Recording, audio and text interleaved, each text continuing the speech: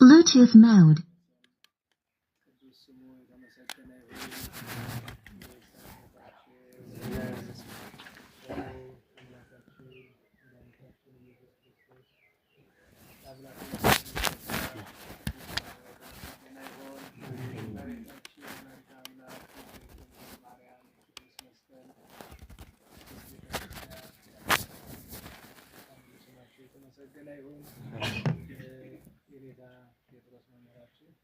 ወንድሞቻችን እህቶቻችን ያው በእድሜ የምንበልጣችሁ ስላገኘኋችሁ ደስ ብሎኛል።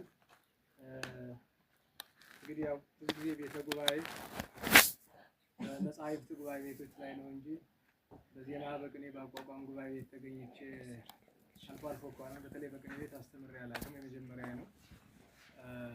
ማስተማር ሲባል የመወያየት ተሰሩት እንጂ አንደኛ የጉባኤ መምህር በመካከላችን አሉ።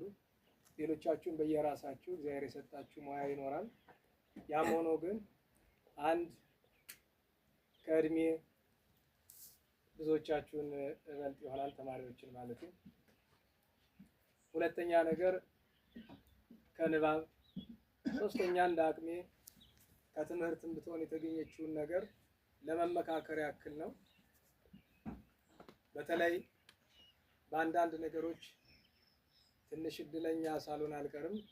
አንዳንድ አባቶች ከመሞታቸው በፊት መያዝ ያለብኝን መማር መጠየቅ ያለብኝን መባረክ ያለብኝን አግኝቼም ይሆናልና እሱ ነው ልንነጋገር የምንችለው እንጂ በሙያችሁ ባለሙያ ናችሁ ሁላችሁ። እንደየ ገና ከጀማሪው ጀምሮ ጀማሪው የራሱ የጀማሪነት ሙያ አለው።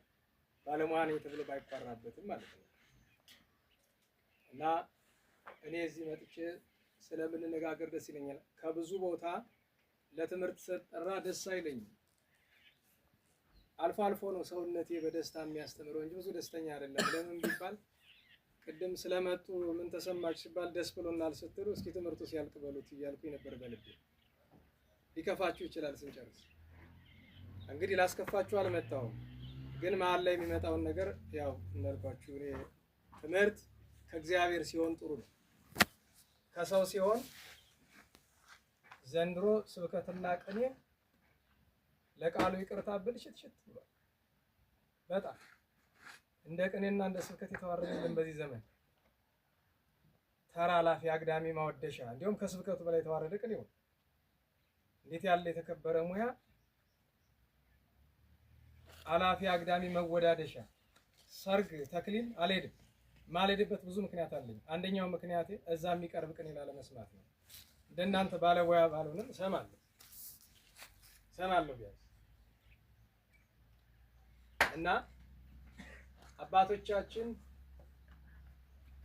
ከመንፈስ ቅዱስ ተቀብለው የሰጡንን ሙያ አለቦታው እያዋረድ ነው ይገኛል። ከጥቂት መምህራን እና ከጥቂት ብስል ደቀ መዛሙርት በቀር ማለት ነው። እና ድንገት ቅር የሚያሰኛችሁ ነገር ብትሰሙ ቻሉት። የምታውቁኝ ሰዎች ካላችሁ ቅር አይላችሁም። የኔ ነገር የታወቀ ነው ማለት ነው የትም ቦታ ብሄድ። ምክንያቱም እናንተን ደስ ይበላችሁ የምናገረው ነገር አይኖርም። ይረባችኋል፣ ይጠቅማችኋል ብዬ የማስበውን ነገር ነው። ስለዚህ በኃይለ ቃል ከምጀምረው ታሪክ ብጤና አንሳ። በዚህ ዘመን የትውልድ በሽታ በቤተ ክህነትም በቤተ መንግስትም በህዝቡም ዘንድ ታሪክ አለማወቅ ነው።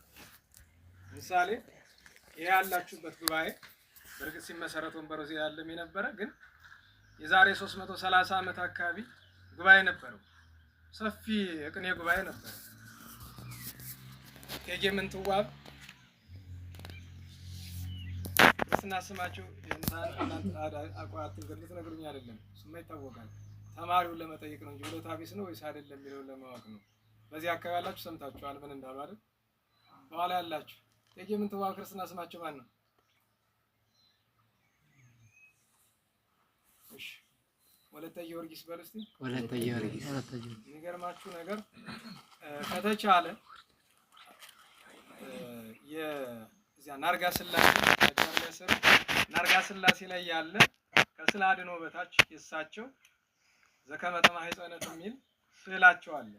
እሱ ፕሪንት ሆኖ እዚህ አካባቢ ቢቀመጥ ብታስታውሰኝ እዚያ ፕሪንት አድርጎ እዚህ ማስቀመጥ ይገባል። ለምን መሰላችሁ? እቴጌ ምንትዋብ አንዳንድ ህገወጥ ሰዎች በአንዳንድ ነገር ታሪካቸውን ለማበላሸት ይሞክራሉ። ሀቁ ግን እንደሱ አይደለም። እንድታውቁት የሚያስፈልገው ለምሳሌ አንድ አጭር ታሪክ ልንገራችሁ። ማሕሌተ ጽጌ ታውቃላችሁ አይደል? ማሕሌተ ጽጌ ጀማሪዎቹ አባ ጽጌ ብርሃንና አቡነ ገብረ ማርያም የሃንታው ናቸው። የወለቃው አባ ጽጌ ድንግል፣ ጽጌ ብርሃን፣ ጽጌ ድንግል፣ ዮሐንስ የአንድ ሰው ስም ነው ሶስቱ። እነሱ ከጀመሩት በኋላ በግራኝ አህመድ ዘመን ጠፍቶ ነበር። ከዚያ ተመልሶ በጎንደር ዘመን ተቋቁሞ ሲካሄድ ቆይቶ አንድ ሰው ምን የሚል ታሪክ ሲናገር ሰማሁኝ። የማሕሌተ ጽጌ መሰረቱ ግምጃ ቤት ነው። አሁን የታሪክ ሽማ አያስፈልግም። የማሕሌተ ጽጌ መሰረቱ መጀመሪያ ነገር እንደ ጎንደር ከሆነ ደብረ ቁስቋም ነው። ምክንያቱም ደብረ ቁስቋምን ሲያሰሩ ታውቃላችሁ አይደለም? ወቄት ከጣት ቀለበት ሲባል ሰምታችኋል? እዚህ አልሰማችሁም? ይሄን አንዳንድ ቀን ታሪክ አዋቂ እያስመጡ ያስተርኩላችሁ። የመንፈሳዊ ብቻ ሳይሆን የደብሩ ታሪክ ያስፈልጋችኋል። ወቄት በሉ እስኪ። ወቄት ወቄት ከጣት ቀለበት ምክንያቱም የቃል ኪዳን ቀለበታቸውን ጨምረው መስሪያ አድርገውታል እንድታውቁት። ግን ስርዓት ደግሞ ተማሩ። ያን ያደረጉት ባላቸው ስለሞቱ ነው። በትዳር ያለ ሰው የቃል ኪዳን ቀለበቱን ስጦታ አይሰጥም። ተው ነው ነው። እቺን ደግሞ እንዳታ ሰው ተለምዷል። በየቤተክርስቲያኑ በየወደ ምሕረቱ የለም አይሰጥም። የአንገት ማተብ የቃል ኪዳን ቀለበት ስጦታ ተብሎ አይሰጥም። እሳቸው ግን ባላቸው ስለሞቱ በሕይወት ስለሌሉ ያንን ውድ ቀለበት ሰጥተዋል። እሱ ብቻ አይደለም። ሺህ ሰሪ በል እስቲ። ሺህ ሰሪ 500 አነዋሪ 500 አነዋሪ የደብር ሲሰራ እንደሱ ነው የነበረ። አነዋሪ ምን ማለት ነው? ገምጋሚ አቃቂር የሚያወጡ ማለት ነው። 1000 ባለሙያ ደብሯን ያነጻል። 500 ምንድነው ስራቸው? እየተከታተሉ እያንዳንዷን ነገር መገምገም። ስህተትነት ነው። ዛሬ ቆቆ መጥተት በዛ ምክንያት ነው። ከእግዚአብሔር ቸርነት በታች እና እኒህ ደግ እናት እቴጌ ምንትዋብ ይህንን ቤተክርስቲያን ሲሰሩ ካደረጓቸው ነገሮች መካከል በእርግጥ ትንሽ አንዳንድ ጉዳት በቅርብ ጊዜ አመጥተዋል። ዛፎቹን ስታያቸው ጥዶቹ ዘመም ያሉ ናቸው አይደለም? ምክንያቱ ምንድነው? ምልስ አፈር ስለሆነ። ይሄ ምልስ አፈር ተርታ አፈር እንዳይመስላችሁ ከግብጽ ደብረ ቁስቋም ባጋስስ በግመል ተጭኖ ይመጣል። እመቤታችን ካረፈችበት ከዋናው ደብረ ቁስቋም ያላችሁበትን ስፍራ ማወቅ ይቀድማል ብዬ ነው መጀመሪያ። ይሄንን አድርገው ማሕሌተ ጽጌ የጎንደር መሰረቱ የመጀመሪያው የደብሩ አለቃ መልአከ ፀሐይ ሮብዓም እና መጀመሪያው የጉባኤ መምህር መርጌታ ኢሳይያስ የሳቸው የስንት ጊዜ የቅኔ ቅድመ አያት ማለት ይቻላል። የቅኔና የመጻሕፍት መርጌታ ኢሳይያስ እንዴት ያሉ ሊቅ ነበሩ! በዚያው ዘመን የነበሩ በእቴጌ ምንትዋብ ዘመን። አንድ ታሪክ አልሰማችሁም? በዚህ በኩል ጉድጓዱ አሁን እንኳን ጃይኖር አይኖር አላውቅም፣ ጉድጓድ ነበረ። የጉድጓዱን ምክንያት ታውቃላችሁ አይደለም? በቤተ መንግስትና በቤተ ክህነት ሽኩቻ ነበረ። እቴጌይቱ በጣም ሊቃውንትን ይወዳሉ። እሳቸውና ልጃቸው ቋረኛ ኢያሱ ሕግ አወጥተው ነበር። 4 አይና ሊቃውንትን ወርቅ ጫማ እናለብስ። ወርቅ ጫማ ንጉሱ ብቻ ነው የሚለብሱ እንድታውቁ። ከዛው ማንም አይለብስም። ወርቅ ጫማ 4 አይና ለሆኑ ሊቃውንት አለብሳለሁ እና በጎንደር በየስፍራው እንዶድን የነበረ። የዚያ ምክንያቱ ምንድነው? አንድም ተማሪ አንድም መምህር ያደፈ መልበስ አይችልም። ጎንደር ውስጥ ሲገባ ሁሉ ነጭ ነው መልበስ ያለበት። ጥሩ ልብስ ቢያጣ ከውሃ ከቃ ካንገረብ አድርሶ በፈጭፋጭትም በምንም ቢሆን አጥቦ መግባት ነው ያለበት እና ደረጃ አውጥተው ለቁጥር ተማሪ ሰርከብስቱ ይሄ ነው፣ ለዜማ ተማሪ ይሄ ነው፣ ለቅኔ ተማሪ ይሄ ነው፣ ለመጻሕፍት ተማሪ ይሄ ነው፣ ለአቡሻር ተማሪ ይሄ ነው ተብሎ እያንዳንዱ ወጥቶለት ሰው መንፈሳዊ ደረጃውን ብቻ ሳይሆን ስታተሱንም ፍለጋ መቀመጫውም ይለያል። ግብር ሲገባ ግብዣ ሲደረግ ማለት ነው። ይህንን ሁሉ አድርገው ሊቃውንትን ከመውደዳቸው የተነሳ አድሎ ለሊቃውንት ተደረገ ብለው መኳንንቱ ቀርበው እቴጌ ሆይ ለምን ያዳሉብናል? ምን አዳላውባችሁ? ጠላት ቢመጣ ደማችን የምናፈስኛ፣ አገር የምንጠብቅኛ፣ ሌባ የምንይዝኛ፣ እነዚህ ጩኸት ነው፣ ሌላ ነገር የላቸውም። ለምንድን ነው ለነሱ የሚዳላ ብሎ ሲላቸው አይ ከነሱ ያለኝን ጥቅም እናንተ አላወቃችሁም። አይ እቴጌ በዚህ ዝም ብለው ነው። ምን ጥቅም አለዎት? ጥቅሜን እንዳሳያችሁ አንድ ፈተና ላቅርብ አሉ። ጉድጓዱ ተቆፈረ፣ ቅል እዚያ ውስጥ ከተቱ። ማንጠልጠያ የሌለው ቅል። እችን ቅል ከጉድጓዱ ውስጥ ሳይገባ ያወጣ የኔ ቀራቢ እሱ ነው። ከዚህ በኋላ ዳኝነቱ እሱ ነው። መኳንንቱ በምንም አድርገው ሞከሩ፣ ተንጠላጠሉ፣ በእንጨት አሉ፣ በምን አሉ። መጨረሻ ይሄ ቅል ከተውኑ መውጣት አይችልም ማለት ነው። ጥሩ እንግዲህ ያው ሊቃውንትን ጥሩ ተባለ። እነ መርጌታ ኢሳያስ ሌሎችም መጡ። ይሄን ቅል ማውጣት ትችላላችሁ? አሁን እንችላለን። እንዴት አድርጋችሁ? እዩን።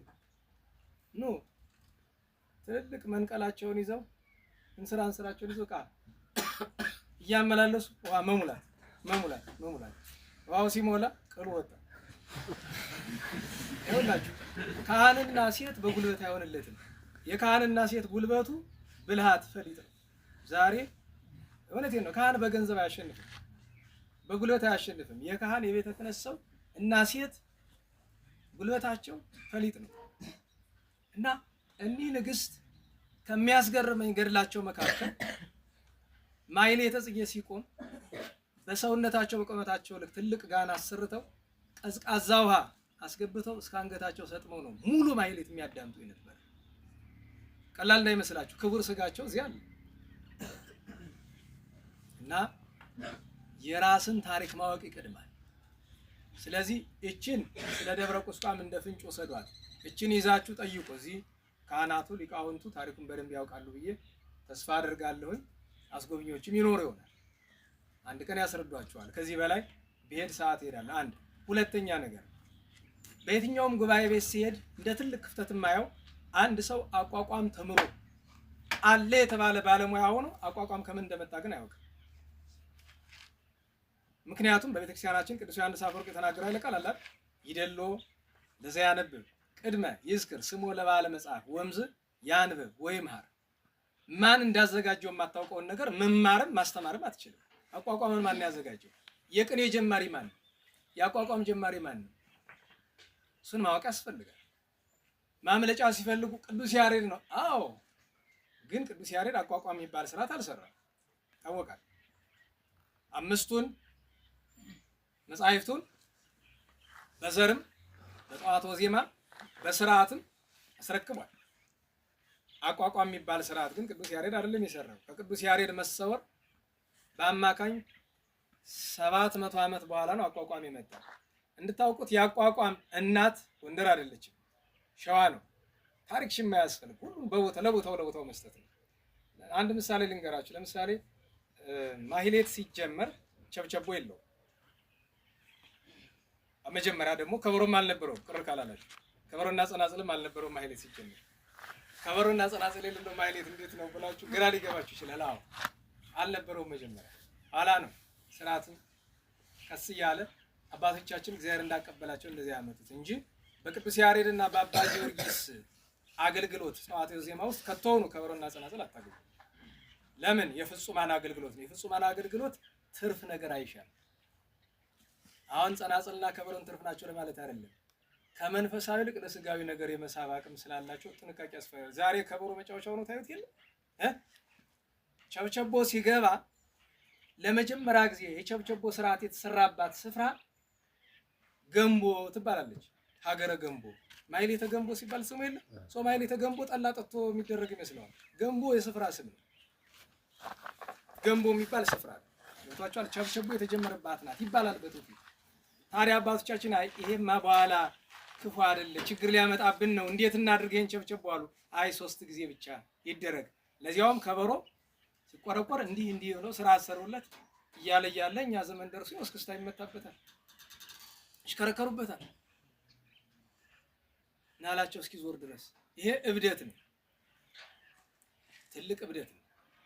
እና ሰው አቋቋም ከአባ አንበስ ጀምሮ ከጻድቁ አቡነ አንበስ ከደብረ ሐዘሎ ገዳም ጀምሮ አቋቋም እዚህ እንዴት እንደደረሰ ማወቅ አለበት። ድጓ ከቅዱስ ያሬድ ጀምሮ በአባ ጊዮርጊስ አድርጎ እንዴት እዚህ እንደደረሰ በመካከልም የናዛዥ ጌራን የናዛዥ ራጉኤልን የነ ጨጌ ቃላዋዲን የድጓው ጌታ የሚባሉት ድጓው ለመጨረሻ ጊዜ ምልክት የተሰራለት በሳቸው ማወቅ አለብን። ቅኔ ሲነሳ ምንም እንኳን ቅኔን ያሬድ ጀመረው አይደለም እንል። ቅኔ ዓለም ከተፈጠረ ዘመን ከተቆጠረ ጀምሮ ያለ ነገር እንድታውቁት። ለምሳሌ የቅዱስ ዳዊት መዝሙር እዚህ ዳዊት ያልተማረ ይኖራል። 150 ዳዊት ታውቃላችሁ? አዎ በሉ። ታዲያ ትባረራላችሁ። ዳዊት ያልተማረ ቅኔ አይማርም። እነዚህ ዳዊት ታውቃላችሁ? ዳዊት ቅኔ ነው። ዛሬ እንደምታዩት ዝሩ እንዳይመስላችሁ እንድታውቁት ቤት ይመታል ሙሉ። ለምሳሌ ፍካሬ ሙሉ እስከሚጨርስ ወፍኖቶ ምስለ ሀጣን ትጠፍ እስከምትለው ድረስ ጠቅላላ ቤት ይመታል። እንድታውቁት ግጥም ነው፣ ቅኔ ነው። ታዲያ ለምንድን ነው ወደኛ ሲመጣ ዝሩ የሆነ ቢሉ አባቶቻችን ሲተረጉሙ ሁለት አማራጭ ነበራቸው። አማራጭ አንድ እንደዚያው በግጥም ማምጣት፣ ግን ኃይለ ቃሉን ይስታል። ቤት ለመምታት ሲባል ኃይለ ቃሉን ይስታል። የይዘቱን ጥንካሬ ነው መጠበቅ የፈለጉት እነሱ። ኃይለ ቃሉ ቅዱስ ዳዊት መንፈስ ቅዱስ አድሮበት የተናገረው ኃይለ ቃሉን ለመጠበቅ ሲሉ ግጥምነቱ ቀርቶ ዛሬ እንደምናየው ሆነ። በእርግጥ ሲጀምር በግዕዙም ብፁዕ ብእሲ ዘኢሖረ በምክረ ረሲዓን ይላል። ንቤት ነው አይደል? ወዘይቆመ ውስተ ፍኖተ ኃጥአን ይላል። ንቤት ነው። ወዘይነበረ ውስተ መንበረ መስተሳልቃን ይላል። እንዲያው እስከ 3 ቢያንስ ንቤት ነው። ስለዚህ ቅኔ ዓለም ከተፈጠረ ዘመን ከተቆጠረ ጀምሮ የነበረ እግዚአብሔር ለአዳም ያልሰጠው አዲስ የመጣ ሀብት የለም እንድታውቁት። ለምሳሌ የመላእክትን ምስጋና በመስማት የሚቀድም ቅዱስ ያሬድ አይደለም፣ አባታችን አዳም ከመላእክት ጋር ያመሰግን ነበር። ከዚያ በኋላ በብሉይ ኪዳን ቅዱስ ዳዊት መኃልየ ዘሰሎሞንን ተመልከቱት። ቅኔ እኮ ነው፣ ርቅቅ ያለ ያሆነ። በነገራችሁ ላይ ለመጽሐፍ ትርጓሜ የሚያስፈልግበት ምክንያት እኮ ምንድን ነው? ልክ እናንተ ቅኔ ሰምና ወርቅና በሌላ መንገድ እንደምትፈቱት ትርጓሜ ያስፈልጋል አይደል? ያስፈልጋል። ለምሳሌ ክሌ አጥባትኪ ብሎ አለ። ሁለት ጡቶች ሲል ምን ለማለት ፈልጎ ነው? ምክንያቱም ሰሙ ስለ ጡት ተፈጥሮ በጡት እናት ልጆቿ እንዴት እንደምታሳድግ ይነገራል። ወርቁ ግን ጡት የተባሉ ምንድን ናቸው? ብሉይና ሐዲስ ትርጉመናል። እና ቅዱሳት መጻሕፍት ቅኔ ናቸው እንድናውቃቸው ይሁን። እንደው ዝም ብሎ ድንገት በኋላ አሁን ስለ ዮሐንስ ገብላዊ ወይም ስለ ዮሐንስ ፍልሱፍ እንደዚህ ስትነገሩ እሱ በኋላ አሁን እንደምናውቀው አይነቱን የጀመረው ነው እንጂ እስከ ዮሐንስ ገብላዊ እስከ ዛሬ 600 እና 700 ዓመት ቅኔ ያልነበረ የሚል ሰው ካለ ችግር ነው። ታሪክ ማወቅ ያስፈልጋችኋል ነው ዛሬ ለመክራችሁ የምፈልገው። እንደ ወንድም ታሪክ ወቁ። በሁለት ምክንያት፣ አንድ ታሪኩን የማያውቅ ሰው ቃሉ ከባድ ነው። ያው የንታን ማለት ቃሉ በነገራችሁ ላይ አንዳንድ ቃላት ለትምህርት ስንጠቀምባቸው እና በግል ህይወታችን ስንጠቀምባቸው ይለያያል። አሁን ማለት ታሪክ የማያውቅ ሰው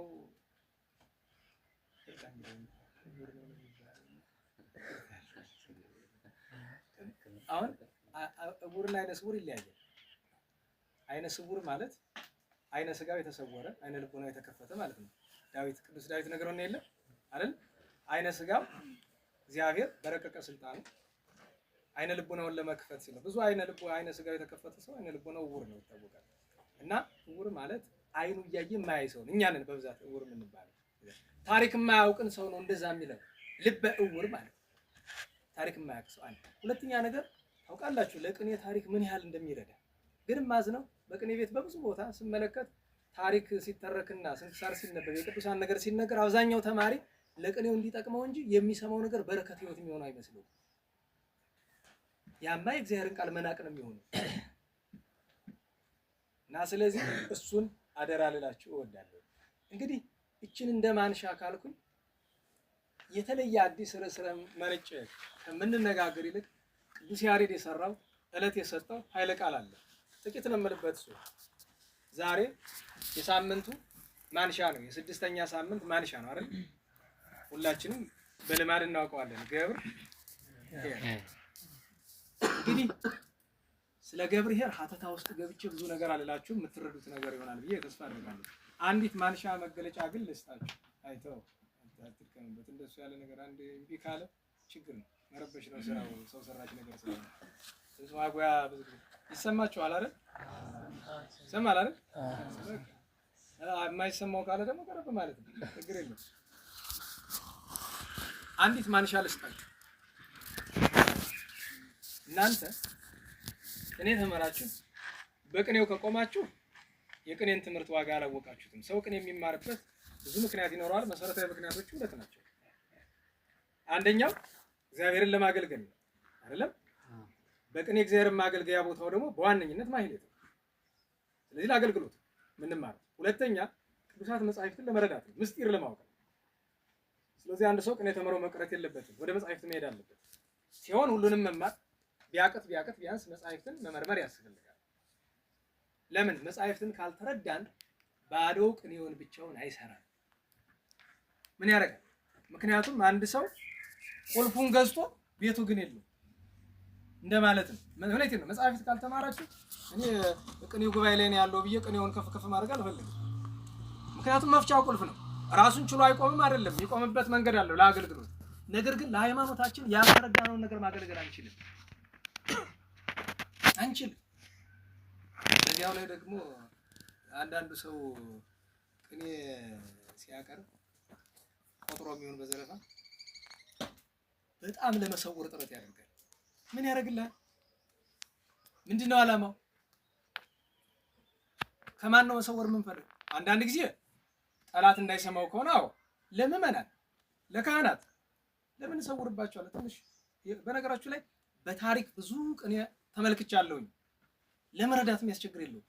ግልጽ ነው። በቃ ሰው ቋንቋ ካወቀ ትንሽ ቅኔ ካወቀ ይገባዋል። አሁን በቅርብ ጊዜ ግን በተለይ ባለፈው 70-80 ዓመት ወዲህ ያሉትን ስንመለከታቸው ቁልፍልፍልፍ እያለ ነው እና አንዳንዱን ቅኔ ለማስተዋል ቀን ሁሉ ይወስዳል። አንዲት መወድስ ምንድናት ብሎ ለማስተዋል የሚያውል የሚያሳድር እየሆነብን ነውና እኔ የንታጹ የሚባሉ ጎንደር መምህር ነበሩ። አለቃ ጹብ ወይም የንታጹ የሚባሉ መቼም በቅኔ ሀረገ ትውልድ ተወዳዳሪ የላቸውም ከሚባሉ መምህራን አንዱ የንታጹ ናቸው። ታዲያ በየንታጹ ታሪክ ውስጥ ከሚተረኩ ነገሮች እሳቸውን እኔ በእድሜ አልደረስኩባቸውም። እኔ ከመወለዴ የተወሰነ ዓመት በፊት ነው ያረፉት። ግን የእሳቸው ጋር የነበሩ እኔ የማውቃቸው ሰዎች አሉ። አሁን በቅርብ ያረፉ አንድ መምህርን ጨምሮ ማለት ነው። እና በጣም በቅኔ የደረሱበት ደረጃ መቼም ወግ የለውም። ግን ያም ሆኖ ሰው የተማረው ትምህርት ትሁት ካላደረገው ከባድ ነው። እሳቸውን ለመተቸት አይደለም፣ እኔ የረገጡትን መሬት አላክልም። እና ምን ያስታውሳሉ ስለሳቸው እየስላቸው 93 ዓመት ሽማግሌ ናቸውና በቃ በጣም ቅኔ አዋቂ ነኝ ብሎ አንድ ሰው ሲመጣ ቅኔ መምህራን ከተለያየ ስፍራ ሊጠይቋቸው ሲመጡ ምንድን ነሽ አንቺ? ቅኔ መምህር ነኝ። እስቲ ልስማሽ። በዘረፋ ያቀርባል። አይ ገና ነሽ። እኔ አሁን በዚህ ነው የምታስተምሪ? በእኔ ተማሪ እንደገና። ይሄ ሞራል መንካት ከባድ ነው። ለምን ቢባል የሰው ስጦታው ልዩ ልዩ ነው። አንዱ ከአንዱ የመድረስ ግዴታ የለበትም። በእውቀት ደረጃ ማለት ነው። በመንፈሳዊነት ደረጃ ቢሆን እንኳን ጥሩ ነበር። እና እሳቸው ናቸው አይደለም ከጉዱ ካሳ ነው ከማን ጋር ተወዳድረው 3 ሙሉ ቤት ሄደው እሱ በአራተኛው አነከሰ ይባላል። አነከሰ ማለት ታውቃላችሁ፣ እያጠረው ሄደ። እዚያ እሳቸው አሸነፉትና እጹብ ውእቱ እስመ ለእጹብ ትርጓሜ ያልቦቱ አሉ የሚባሉ እሳቸው ናቸው። በቃ አለቀ ነው። እናንተ ስለሚገባችሁ ምን አማርኛ ያስፈልጋል? እንደዚህ እና በጣም ደግሞ ለምስጋና ከሆነ ሰው እንዲረዳው ማድረግ ጥሩ ነው። በመጠን ማድረግ፣ በተለይ ደግሞ ደረጃችሁ የእውቀት ደረጃችሁ ከፍ ያለውን ማለት ነው። ይህንን ያነሳሁት ለምንድን ነው? ዓላማውን ላለመሳት። ምክንያቱም አንድ ሰው ቅኔ ሲያቀርብ እንዴት ያለ ቅኔ ያቀረበ ለመባል ከሆነ ተጎድቷል። ልክ ዲያቆኑ ቅዳሴ ገብቶ ድምፁ ማጓ ሲሰጠው እግዚአብሔር እንደሚያስብ የምትሰማውን አንዲቱን ጾዲ ነው የሚያስብ። ዲያቆን ማንን እያሰበ ነው የሚቀድስ? እናውቀዋለን። እውነት የለም። በተለይ ሴት ካለ ችግር እኮ ነው። አልፈንበታል፣ ብዙ ዓመት ነው። እና ለሰው ተብሎ የሚቀርብ ነገር እርዳታ ብቻ አደራ እንዳትረሱ። እንዴት ዋላችሁ? እግዚአብሔር ይመስገን። በደብ እግዚአብሔር ይመስገን። እግዚአብሔር ይመስገን። ለሰው ብሎ የሚቀርብ ነገር ምን ብቻ ነው? እርዳታ ብቻ እንጂ መንፈሳዊ ነገር አገልግሎት፣ ማህሌት፣ ቅኔ፣ ቅዳሴ ለሰው ተብሎ አይቀርም። ስብከት እንኳን ለሰው አይደለም። ሰውን ወደ እግዚአብሔር ለመጥራት ስለሆነ ሰውን ደስ ይበለው ሰው ያድንቀኝ ተብሎ አይነገርም። እኔ እየነገርኳቸው ያለሁት ነገር ሙያውን እንዳታዋርዱት ነው። አሁን ከተዋረደው በላይ ወደ ዋናው ጉዳያችን ልምጣና ስለ ገብርኄር መደበኛው ትርጓሜ አለ። ባለ 5 ባለ 2 ባለ 1 ነው። እሱ እናቆይ ለርኳችሁ ወይ በሌላ ቦታ ተመራችሁት ይሆናል፣ ሰምታችሁት ወይ አንበባችሁት ይሆናል። እኔ አማኝ አገልጋይነት ገብርኄርነት ከጉባኤ ቤት አንፃር እንዴት ማየት ይችላል? እንዳስተማሪ እንደተማሪ አጭር ብቻ አንድ ሰው መጀመሪያ ክርስቲያን መሆን አለበት። አሁን ለምሳሌ ከእናንተ መካከል ክርስቲያን የሆነ አለ? ግን ያውጣል ክርስቲያን ይሆናችሁ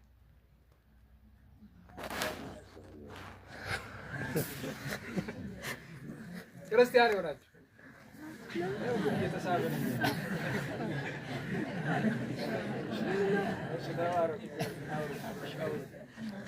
ቀላል ነገር ነው።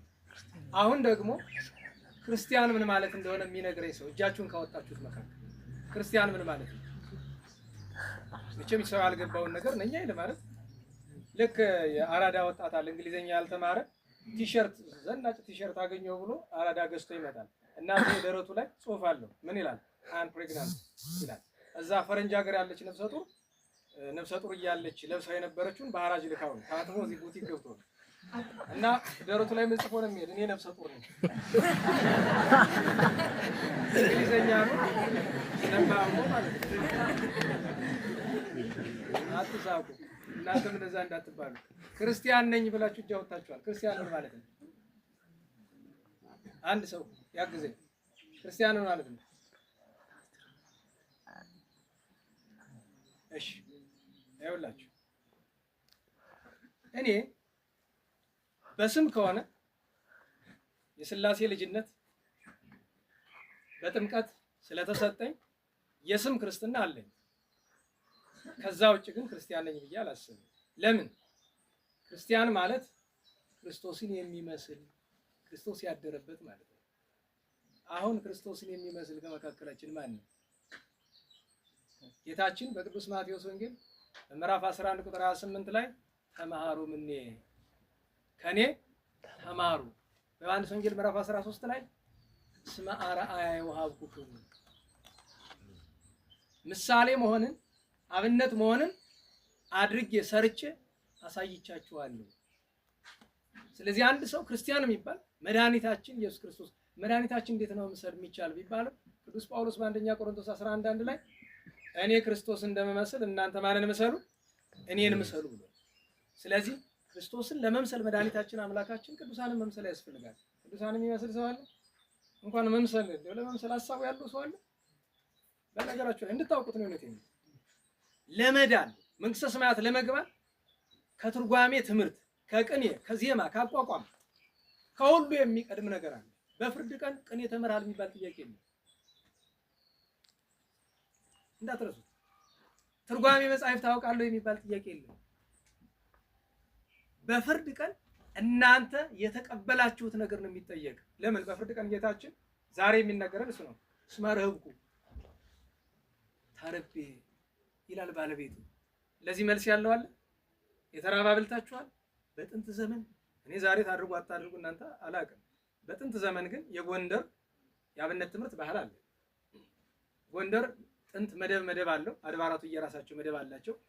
ከዚያ ተማሪው ሂዶ መጀመሪያ ከፍ ያሉት አድራሾቹ ስፖንሰር ስላላቸው ትከሳ አይወጡም ራሳቸው። ምክንያቱም ስፖንሰር የሚያደርጓቸው ከላይ ንጉሱ፣ ከንጉሱ ቀጥሎ መኳንንቱ እያለ እስከ ባላባቱ ድረስ ስፖንሰር ያደርጋል። ሌላኛው ግን ወጣኔውና ማዕከላዊው ግን ዞሮ ይተክሳል ወይም ይለምናል። ያንን የለመነውን ይዞ ሲሄድ የራሱ ጸዋቶ ጸሎት አለው የሚያደርሰው፣ ሲመለስም የራሱ አለው። ልክ እንደመጣ የመጀመሪያ የሱ ቤት ካሉት ጎጆዎች በመጀመሪያ ከሆነ ከሱ ቀጥሎ ያሉት ለትንሾች ብቻ ይሰጣል። ከ13ኛው ረድፍ ላይ ከሆነ ለ12 ቤቶች አካፍሉን የሚሄድ ምን ይተርፍልኛል የሚባል ነገር የለም። ብቻ ምንድነው የሚያደርግ? አኩፋዳውን ከፍቶ በእንተ ማርያም ድንግል ወበእንተ ወልዳ ኢየሱስ ክርስቶስ እያለ ይሰጣል። ያችን ግን ተማሪው አይጨክንበትም። ዝም ብሎ ቁራሽ ብድግ እያደረገ እመቤታችን ትስጥልን፣ ቸር መድኃኒዓለም ይስጥልን እያለ ተቀብሎ እንደዚህ ያደርጋል። ተማሪን የሚያደርገው ለምንድን ነው? መለመኑ ሰው ቢያጸድቅ እንጂ በእርግጥ ስሟን ስለጠራን እሱ ረድኤት አለው። ግን ዋናው ጽድቅ መስጠት ነው። ጌታችን ምን አለ? ብፁዕ ዘይሁን እንዘይነስ ከሚቀበል ይልቅ ማን ብፁዕ ነው አለ? የሚሰጥ። ያቺ ምጽዋት መስጠት ነው ብፁዕ የሚያሰኝ። ግን እናንተ ደግነቱ ስትቀበሉም በእመቤታችን ስም ነው፣ ሲመገቡትም በእመቤታችን ስም ነው። ከዚያ በኋላም ከተማራችሁት ትምህርት ለህብረተሰቡ መልሳችሁ የምትሰጡት አገልግሎት ስላለ እሱን ታሳቢ ማድረግ ነው እና አንድ ሰው በፍርድ ቀን የሚጠየቀው ጥያቄ እውነቴን ነው አውቃለሁ 24 ሰዓት የሚያሳስባችሁ እቺ ቅኔ ጉባኤ መቼ አልቃ መቼ ተቀኝታችሁ ከዚያም ደግሞ ገፋ ማድረግ የሚፈልግ ካለ እንደው አገባቡ ምኑን እስከ መቼ ድረስ አጥንቼ አላማ አስነጋሪውኝ ዘራፊውኝ ብሎ ያችን እሱ ጥሩ ነው። እሱን ማሰብ አይደለም ችግሩ። እሱ ግን አያጸድቅም ነው። በግልጽ ማን ነገር አያጸድቅም ስላችሁ ብቻውን መቆም የሚችል ነገር አይደለም። ስለ ክርስትናችን እናስብ። አሁን ድጋሚ ልጠይቃችሁ፣ በትክክል በተግባር ክርስቲያን ነኝ የሚል ሰው እጁን ያውጣል። አልቦ አሃዱ ይህ ማለት እኮ ይሄ ቅድም ልብ በሉ ስታወጡ አልነቅፋችሁም። ለምንድን ነው ያልነቀፍኳችሁ? ክርስቲያን ሲባል እና ታዲያ ሰላም ላይ ነው። አዎ እጁን ያውጣል ማንም ሰው አይደለም። ተግባሩ ሲነገረው ግን እጅን መሰብሰብ ጥሩ ነው። ለምን? በተግባር አልተገኘንበትም። ስለዚህ ገብርኄር ታማኝ ሲባል ከትምህርቱ ጋር አብረው የሚሄዱ ነገሮችን ማሰብ። አንድ የመጽሐፍ ተማሪ ታማኝ አገልጋይ የሚያሰኘኝ ምንድን ነው?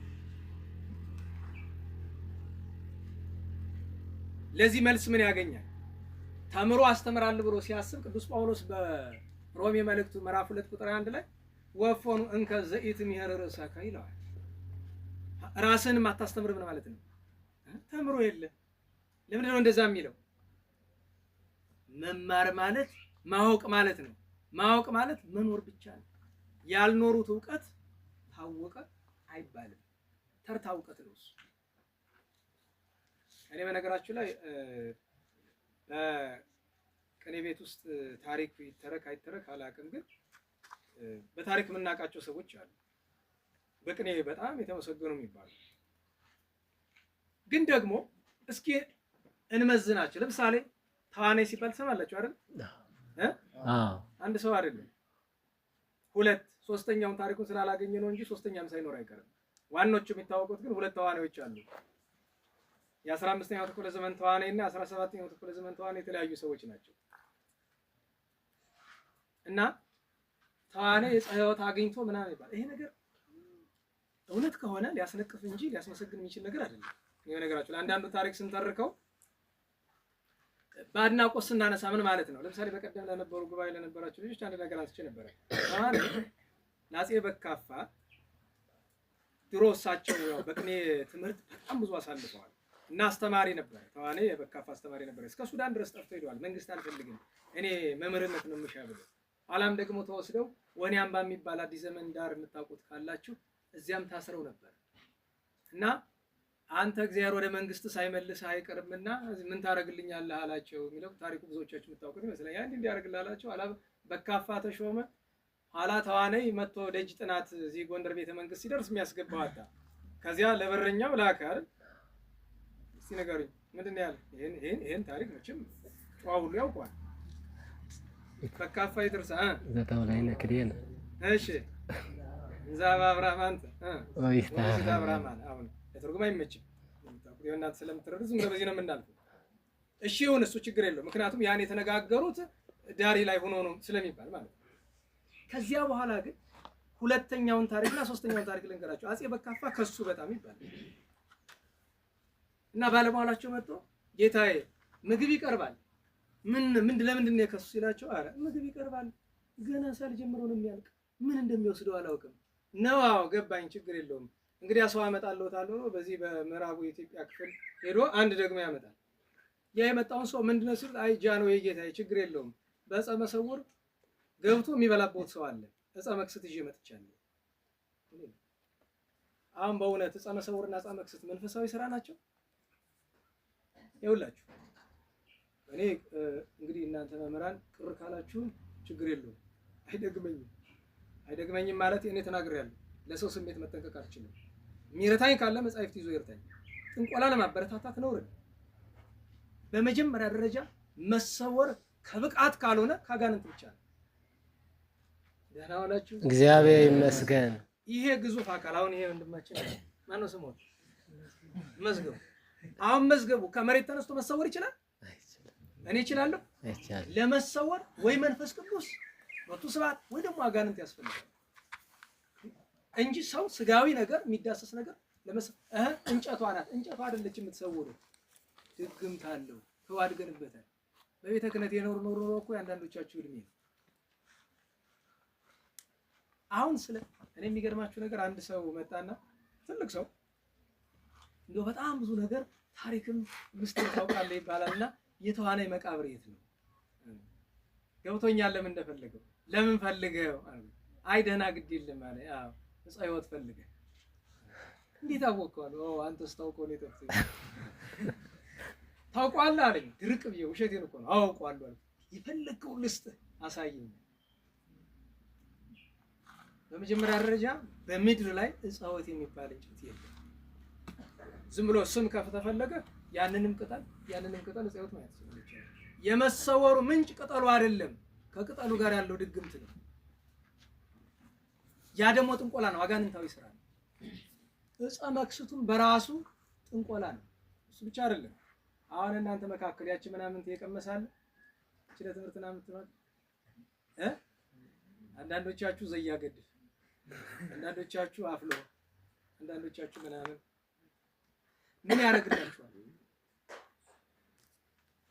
ዛሬ ድረስ ለ10 ምናምን ዓመት ሰላም ማለለው አንድ ቤተ ክህነት ሰው አለ። ምሁር ነው፣ በጣም ትልቅ ሰው። የዛሬ 10 ምናምን ዓመት ምንድነው ግን አንቺ የጠጣሽው አለኝ። ኩታር አድርጎኝ አፈር ያስጠጣህ እንዳለ ነው የማይባል ሰው ሆነ ማለቱም ኃጢአት ነው። ከዛ ቀን በኋላ ሰላምታ የለኝም። በጥንቆላ የሚያምን ሰው ነው። በዛ ላይ የሰው ስም ማጥፋት ጥሩ ነው። አንድ ጎንደር ካሉ ሊቃውንት መካከል ትልቅ ሊቅ ስም መጥራቱ ስለሚከብደኝ ትልቅ ሊቅ አንድ ቀን በዚህ ጉዳይ የተጨዋወትን እንታ ጥበቡን ታውቃላችሁ? ራሙሲቱ ምድራዊ መልአክ እኔ መሰክራለሁ። በአይነ ስጋ አይደለም በሌላ መንገድ ምድራዊ መልአክ ማለት ናቸው። ትልቅ ሰው ሲበዛ ቅዱስ ሰው። እኔ እውነቴን ነው በሕይወተ ስጋ እያሉ ብዬ አላውቅም። አንድ ለምሳሌ ልንገራችሁ፣ አንድ ያደረጉትን ነገር ለኔ ጓደኛ በምናኔ የሚኖር ጓደኛ ያለ እቺ እንትን ሸረሪት ታውቃላችሁ አይደል? ሸረሪቷ እንትን ብላበት ከጥቅም ውጭ ነው ያውቃችሁ። ያ ማለት ወደ ልቡ ወደ ምናምን ደረሰ፣ ያው አይደለም እና ይሄ ከመቁሰል አልፎ ቦክቷል። እዚህ ላይ ይሄ ክንዱ ሄደ ያሳያቸው። ጸሎተ ማርያም ደገሙ። ዞር ዞር ብለው አዩ፣ ሰው አለ የለም። እጁን ገልጠው ይሉት ተገፉ። አዲስ ቆዳ ዘው የሚገርመው ነገር ደነገጡ አለ። ዞር ቢሉ እምነት አገኙ። ቅብት አደረጉ። ይሄው እግዚአብሔር አዳነ። በእምነት ለሰው እንዳትናገሩ፣ እኔ ከረፍታቸው ፊት ተናገሩ ያላውቅ የመነኩሴ ቅኔ ይላቸዋል አሉ አንዳንዱ ሰው። አይ እስቲ ሄድና ሞክራቸው ናና ሞክረኝ ላላለ ገጠር ሰው ሄድና ሞክራቸው ታሸንፋቸው እንደሆነ እንዴት ዋላችሁ? እግዚአብሔር ይመስገን። የእሳቸው ተማሪ የነበሩ ናቸው እኒህ ሊቅ። አሁን ይሄንንም ይሉኝ ከእሳቸው ዘንድ እያለሁ እረዳቸው ነበርኩና በጣም ስለሚወዱኝ ሰዎች እየመጡ አንተ ይሄን ታጥበው ይሄን ያህል ቅርበት ኑሮ ዘያገድፍ ወይ አፍልሆ ነገር ስጡኝ ብትላቸው ምን አለ ብለው እያሉ ሲነዘንዙኝ እየፈራው እየቸርኩ አንድ ቀን ገዳም ስንሄድ ወደ ጣና መንገድ ላይ ስደርስ የንታ እንዳይቆጡኝ ማከው በጣም ቁጡ ናቸው እንድታውቁት። ለሚራሩ ተሮሮ ናቸው፣ ሲቆጡ በጣም ቁጡ ናቸው። እንዳይቆጡኝ አደራ። ምንድነው ንገረኝ መጀመሪያ እንዳይቆጡኝ። አልቆጣም እንደው ሰው እንደዚህ እያለኝ ነው እና እንዲያው ወይ መክሰት ወይ ዘያገድፍ የሆነ ነገር ካለዎት እንዲያው እና በቁጣው ፈንታ ሳውቀዋል። ዝም ብለው ትተውኝ አባው እንግዲህ ቶሎ ይመልሱ ማለት ትንሽ ከተራመድነ በኋላ ቀጣሉና ቆሜ ነው ልጅ ትምህርት እንዲገለጽልህ ፈልገህ ነው? አዎ በልሽ መልካ ኢየሱስ ጀምረን እሺ በል ተዝክረ ስምከ እዛ ለስር ተረስከ ላይ ብዙዎቻችሁ መቼም ታውቁት ይሆናል ካይና ዘላለ ሁሉ ካለ በኋላ ምንድነው ቀጥሎ ያለ ጻማ በልሳኔ ለውዳሴ ከፊል ነው አይደል? እቺ ስትደርስ ሶስት ጊዜ ለቀራንብቴ ከላይ ስትደርስ ሶስት ጊዜ ለራሃቲከት ላይ ስትደርስ ሶስት ጊዜ እና ለሰኮና ከላይ እነዚህን ሶስት ጊዜ በላቸው። ከዚህ ውጪ ምንም ነገር ብትቀበል የሰይጣን ማደሪያ ትሆናለህ ብለዋል። ያችን ነው የምደግም ብለዋል። ዛሬ ስማቸውን በጠራላችሁ በእሳቸው ልክ ስለለም አንዳንዶቻችሁ ማን እንደሆኑ ገብቷችሁ ይሆናል። ሳንነጋገር ማለት ነው። ስም መጥራቱ ከብዶኛል። አያችሁ፣ እንደዚህ አይነት ነገር ውስጥ የተነካካችሁ ካላችሁ አንድ ጓደኛ ያችን ነገር ሞካክሮ መጣና ከበሮ ሲነካ አንዝርዝረዋል በቀም ነገር እና በኋላ ስማኝ አንተ መዳን ትፈልጋለህ አልኩት። አታድርግ የተባልከው ነገር ምን አለ አልኩት። የታወቀ ነው ሁሉ ቢለው ያ መከረኛ ተልባ ነው። ተልባ ሰው አመጣልኝ እኔ የተወሰነውን ተጠቅሜ ጨጓራ ያለስማማኝ ሲል ማን ይቀበልኝ? ተልባ የሚፈልግ ሰው የለም እኛ ቤት። ያ ማለት በሽተኛው ብዙ ነው ማለት ልጁና አንተ የነፍስህን ድነት ነው የምትፈልግ? አዎ አለኝ። ና በልበጥ ተጠጣው። ብሞትስ አለኝ ንስሐ ይሆንልሃል። ሙት እኔ እቀብርሃለሁ ችግር የለም ሙት፣ ሁለት ዓለም ከምታጣ። ጠጣው። አስተፍቶ ያን አሁን ጥሩ ይኖራል። ምን ያደርግልሃል? አንደኛ ነገር ሰው እንደዚህ ያለ ነገር የሚወስድ መቼ ይመስላችሁ? ራሱን ሲንቅ እኮ ነው። መጀመሪያ እግዚአብሔር ማመን ሲያውቅ እግዚአብሔር ይገልጥልኛል ማለት ነው። ቅዱስ ያዕቆብ በመልእክቱ ማንም ጥበብን ቢሻ በልግስና የሚሰጥ ማንን ይጠይቃል? እግዚአብሔርን። አንድ እግዚአብሔርን ገለጠ። መንግስተ ሰማያትን ሊያወርሰን ተስፋ የምናደርገው አምላካችን እውቀት ይነሳናል አይነሳንም? እና ሁለተኛ ደግሞ እኔ ተምሬ ማወቅ አልችልም ብሎ ራስን ከመናቅ ነው የሚቆጠረው። ግን ደግሞ መስሏችሁ የወሰዳችሁ ካላችሁ ንስሐ ግቡ ነው እንጂ አሁን ደግሞ ወይን ይዛችሁ በጣም እንድትሰቀቁ አይደለም። ያስማማል? ኧረ በሞት ያስማማል። የተነካካችሁ ንስሐ ግቡ። ጥሩ አይደለም እንዳይደግማችሁ። ጸየፍ ራሳችሁንም አትናቁ፣ ሃይማኖታችሁንም አታዋሩ። መልካም አይደለም። ከዚያ ያ በምዕራቡ ኢትዮጵያ የመጣ አባት ያችን መክሰት ይዞ ገብቶ ያ በፀ መሰውር ገብቷል። በፀ መክሰት ገብቷል። ሲገባ እጁን ሲሰድ ለቀም ለካ በፀ መሰውር ገባ የተባለው ተዋናይ ራሱ ነው። አንተ በወደድኩ አቀረብኩ እንዴት ታደርገኛለህ? ምግብ ማጠይቀኝ እኔን እየመጣህ የምትበላ አይ ጃን ሆይ ለሱ የምትቀርበው ለኔ ማን ያቀርብልኛል? ይታዘዝም ሌላ ነው። እንደዚህ አላ መጨረሻ ላይ በደመና መጫን አስተማራቸው ይባላል። እኔ መጀመሪያ እንደዚህ ያሉ ታሪኮችን አጣርቶ መያዙም ጥሩ ነው። ምን ያህል እውነት ነው የሚለውን መጀመሪያ እንዳልኳችሁ በቅኔ ቤት የሚተረክ ነገር ስለሆነ ነው ማነሳላችሁ። በደመና ላይ ተጭኖና በደመና ሲሄዱ ደመና ላይ አይደለም የሚቀመጡት፣ አጋንንት ጀርባ ላይ ነው ይታወቃል። ሰው ካልበቃ በቀር በደመና መቀመጥ አይችልም። አፄ በካፋ ሰይፍ ጨንገሩ ናቸው። ብቃት እንደሌላቸው እናውቃለን። ብቃት የነበራቸው ዳግም ሰገድ ኢያሱ፣ መናኔ መንግስት ተክለ ሃይማኖትና አፄ ዮሐንስ ናቸው። ብቃታቸውን በማስረጃ ማቅረብ ይቻላል። ለምሳሌ አፄ ዮሐንስ እግዚአብሔር አብን አሰርተው በስውር እየሄዱ ይቀድሱ ነበር። አንድ ካህን በጣም ከፍተኛ ስተት ሰርቶ ሞት ፈረዱበት። ቅዳሴ ከገቡ በኋላ ግን ጸጸታቸው እና ቅዳሴው ከማለቁ በፊት አስከሬኑን አምጡልኝ ብለው ስጋው ደግሞ አቀብለው ራሳቸው ገባሬ ሰናይ ካህኑ ነው ቀድሰው ስጋው ደግሞ አቀብለው ሲመለሱ አሌለ ከንጉሴው አምላኬ እያሉ እንባቸው እየፈሰሰ በልባቸው ጌታ ይባርክ ብለው ስለለመኑት አሌለ ከንጉሴው አምላኬ ወባርክ ለስምከ ለዓለም ወለዓለም ዓለም ሲሉ ያ የሞተው ካህን ተነስቶ አቡነ ዘበሰማያት ኢታባን ነብዩ ውስጥ መልሱት ብሎ መልሶላቸዋል ይባላል። ብቃት ነው። በገድል የተገኘ ብቃት ነው። ሰሌን ሰርቶ ከመብላት የተገኘ ድሃን ካለመበደል የተገኘ እንኳን ለሰው ለእንስሳትም ከመራራት የተገኘ ነው። አልሰማችሁም? የአፄ ዮሐንስ በር ጻድቁ ዮሐንስ በራቸው ክፍት ነው። ማንም ይፈልግ እንደ ልቡ ይገባበት፣ አጋፋሪ የሌለበት። ለምን ተበደልኩ ያለ በሙሉ እንዲገባ ማለት ነው። እንደዚህ ያደረጉት ለምንድን ነው?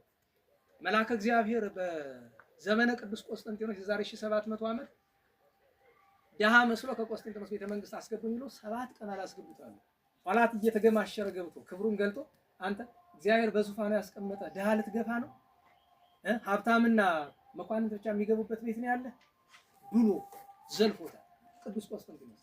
በዚያ ምክንያት ክፍት ነው እና አንድ ቀን ክረምቱ ነው፣ ዝናብ በጣም እየዘነመ ደወል አለች። ማንም ሰው ለመግባት ከፈለገ ደወላን ይመታል። ደወሏ ተመታች። አሽከራቸውን ላኩት፣ ተመልሶ መጣ።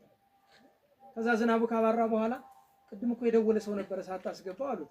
አይ ጃን ሆይ አህያ ናት። አህያ ቤተ መንግስት ድረስ ምን ልታደርግ መጣች? እኔ እንጃ። እግዚአብሔር እኮ ኪነ ጥበቡ አይታወቅም፣ እስቲ አምጣት ልያት ብሎ አሉ። ቢያዋት ጀርባዋ ተልጧል። በጎንደር አዋጅ ወጥቷል። ጀርባዋ የተላጠች አህያ ሳትድን የሚጭን ሰው ቅጣቱ 40 ጅራፍ ነው። ምክንያቱም ጠቢቡ ምን አለ? ጻድቅ ሰው ለማን ይራራል? ለእንስሳ። እና በብቃት ሲሆን ጥሩ ነው።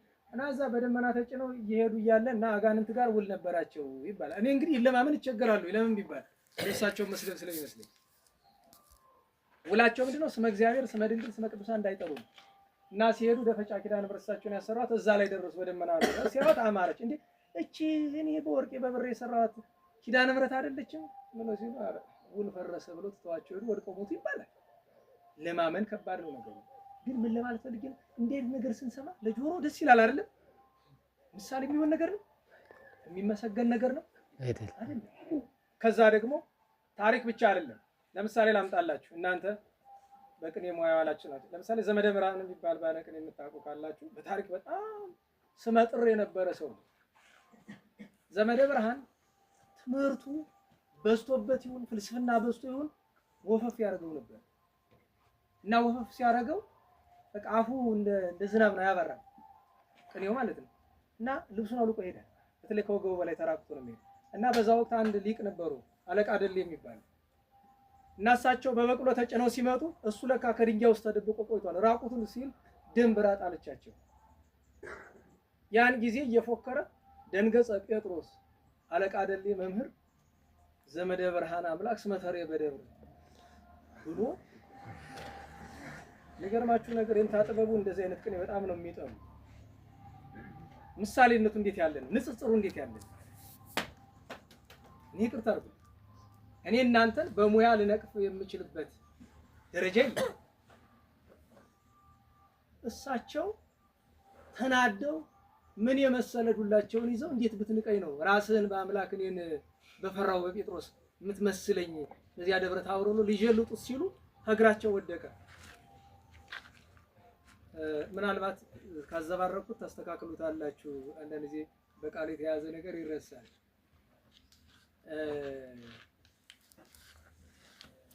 ምን ነበር የሚል ስብሐት ወክብር እንግዲህ ዜማ ልክ ካልጠበቀ የሆነ ዘር ተዘሎ ይሆናል። እሱን ታሟሉታለች።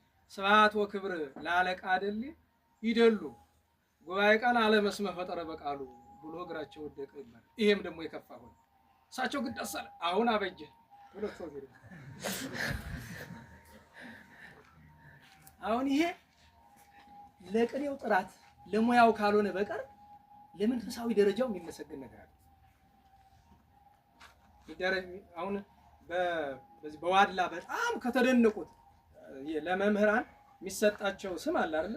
ግጫው ይባላል። ማይበል ግጫው መንክር ለማይበል ፈንት ይባላል። ልክ እንደዚያ ሁሉ ሲራክ የሚባል ነበረ። የማዕረግ ስሙ ምንድነው? የቅኔው መስፍን እና ትግሬዎች ባለቅኔ ያከብራሉ ተብሎ አክሱም ሄደ ሊቀጠር። ግን ሄደ ማን ጋር ነው? ተማሪዎቹ። ከዛ ዝናውን ሰምተዋልና ይሄን የዋድላ ሰው ማዋረድ አለብን ብለው እነሱም በስሳ ብር እሱም በ30 ብር ይቀጥሩታል። ተረድታችኋል? እንግዲህ ተማሪ ቶሎ ነው የሚገባው ይባላል። ተማሪዎቹ በስንት ተናገሩ እንጂ በ60 እሱ በስንት በ30 አስቡት በታችሁ እና አይዱግ ወበቅል እንዛ ያወጽኡ ስሳ ሲራክ አምላከ ዋድላ ተሰይጠ በ30 ብሎ አንደኛ ተማሪዎቹ ሰሩ። ሁለተኛ ነገር ደግሞ ራሱን አምላከ ዋድላ። ከዚያ ግን ስላናደዱት ከትግሬ ከአክሱም መኳን ሊቃውንት ጋር ቅኔ ገጠመ ይባላል። አልቻሉትም። እሳት ነው ያው ያ የታወቀ ነው። እና መጨረሻ ላይ ይሄኛውስ በቃል ይረሳል መሰለኝ። ምናልባት እንግዲህ እናንተ እዩትና መመስገን ያለበት ነገር ነው ወይስ አይደለም? እስኪ ፍርዱን ለእናንተ ልተው እና መጨረሻ ላይ የትኛው ቤት ላይ የትኛው ቤት ማጠቃለያ እንደሆነ እናንተ ሞክሩት። እኔ ዝም ብዬ ልንገራችሁ። መጨረሻ ላይ አልችሉት ሲሉ ለሲራክ ከሀይነ ክብር ዘስርጋው ኦዴሬ ይክሉ ለኪፎቶ ሳታውያን ሰባት እግሬ ብሎ አላቸው። ግን ስድብ የሚመስል የተመሰገነ አንድ ቅኔ ከአለቃ ክፍለ ዮሐንስ ማለት ቅኔውን አንድ ምስጢር ልንገራችሁ። ዛሬ የምታውቁት ቅኔ ዜማ ልክ አለ አይደል? እነሱ ናቸው የሰሩት እንድታውቁት። ካለቃ ክፍለ ዮሐንስ በፊት የነበረ ቅኔ ባመጣላችሁ ምን ቤት እንደሆነ መለየት አትችሉ።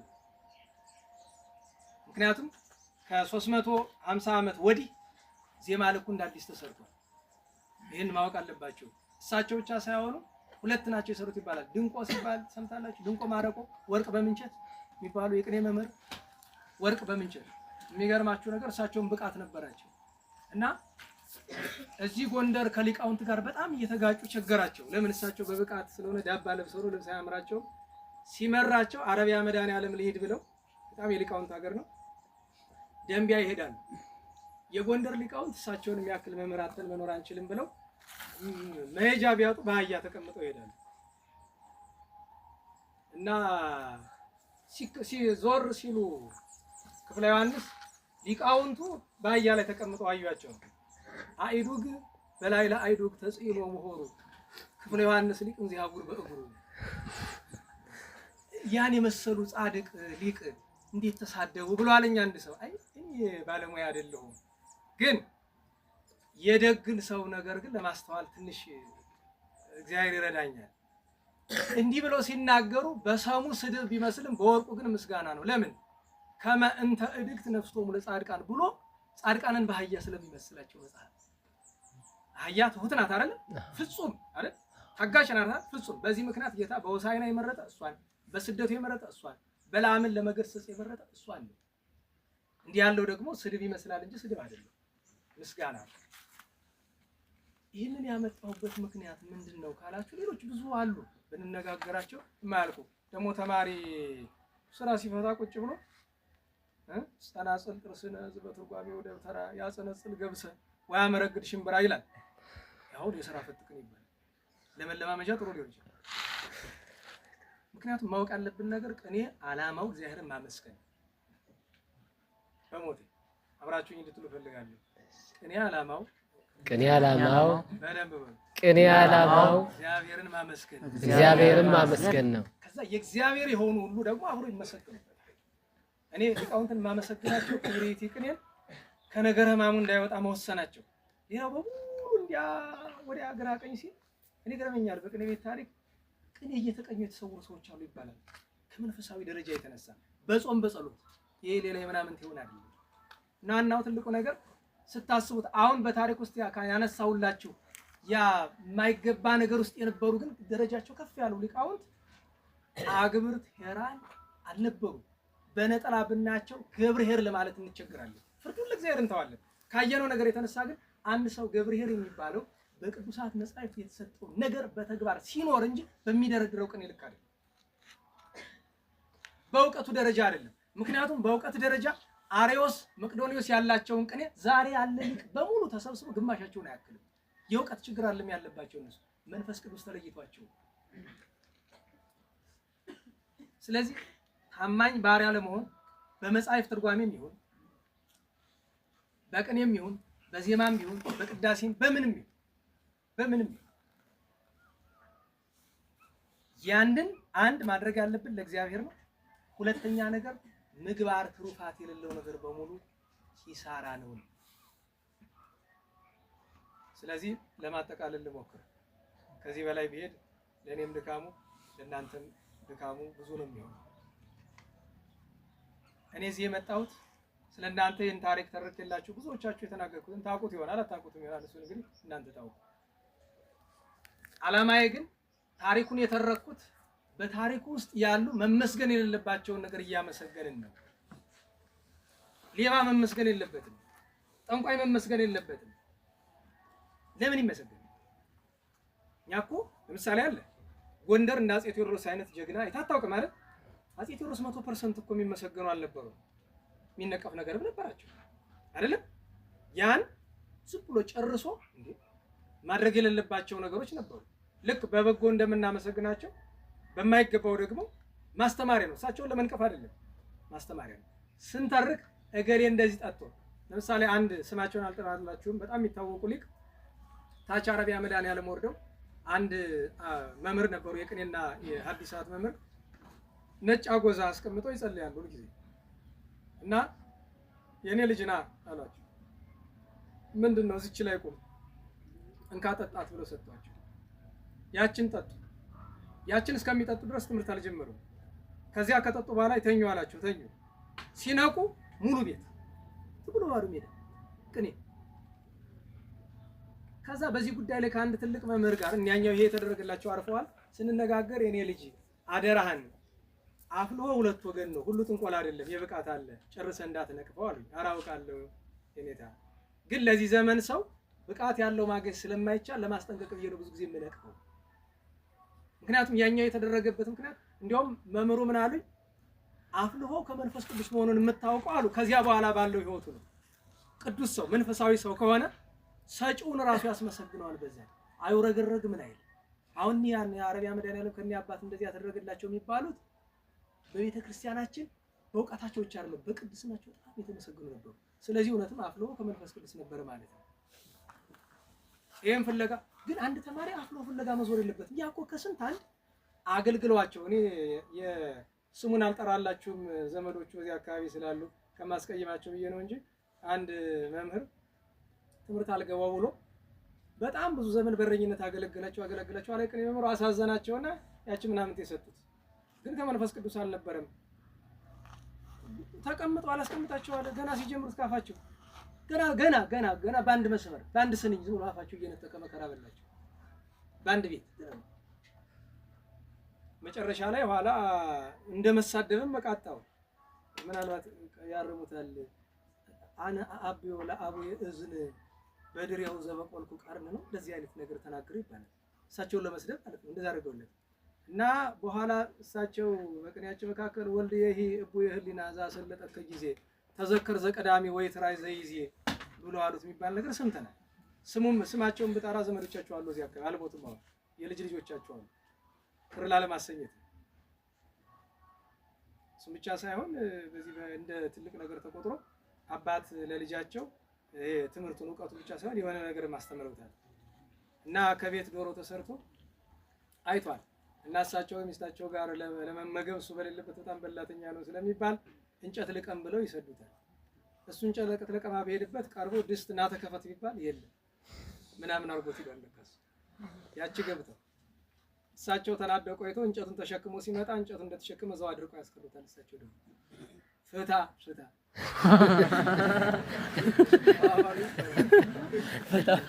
ያም ተፈትቶ እንጨቱን አወረደ፣ እችም ተፈትታ ተበላች ይባላል። እውነቴን ነው። በዚያ ላይ በእኛ ቤት ያለ ምቀኝነት ተንኮል ምናምን አሁን ሜቴ ገላነሽን በዝና ታውቃላችሁ? ሜቴ ገላነሽ የቅኔዋ ማይበል እኔ አድናቂያችሁ አይደለም። ለምን ሴት ልጅ በጉባኤ እንዳታስተምር መጽሐፍ ይከለክላል። ሴት አለ እዚህ ጉባኤ